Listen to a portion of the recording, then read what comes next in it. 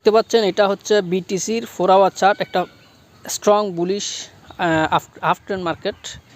So গতকালকে দেখতে পাচ্ছেন এখানে একটা স্ট্রং একটা বুলিশ ক্যান্ডেল, যেটা দেখে অনেকেই বাই করছে। এটাই স্বাভাবিক, বুলিশ এনগালফিং দেখলে তো সবাই বাই করে, তাই না? সো দেখেন আমি নিজেও কিন্তু এখানে বাই করছিলাম, যদিও আমি বুলিশ এনগালফিং দেখে বাই করি নাই, আমারটা অন্য ধরনের একটা অ্যানালাইসিস ছিল। সো যারা বুলিশ এনগালফিং দেখে অ্যানালাইসিস করে এই চিন্তা করেই বাই করছেন, তাদের কি অবস্থা? এখানে যারা বাই করছে তাদের অ্যাসেল তো এদিকেই ছিল, তাই না? তো অলরেডি তাদের অ্যাসেল হিট, আমার নিজেরও অ্যাসেল হিট হয়েছে।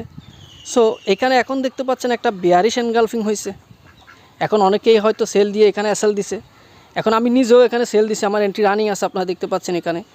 সো এখন কথা হচ্ছে আমি কেন সেল নিছি? আমি কিন্তু বিয়ারিশ এনগালফিং দেখে, এর পূর্বেও আমি বুলিশ এনগালফিং দেখে বাই করি নাই, এখনও আমি বিয়ারিশ এনগালফিং দেখে সেল করি নাই। সো আমি তাদেরকে বলতেছি, যারা বুলিশ এনগালফিং দেখে বাই করছেন তারা তো এখানে ফাঁসে গেছেন, অ্যান্ড দেন এখানে যারা বিয়ারিশ এনগালফিং দেখে সেল করেছেন তাদেরও আজকে না হয় কালকে, টুডে অর টুমোরো ফেঁসে যাওয়ার সম্ভাবনা আছে।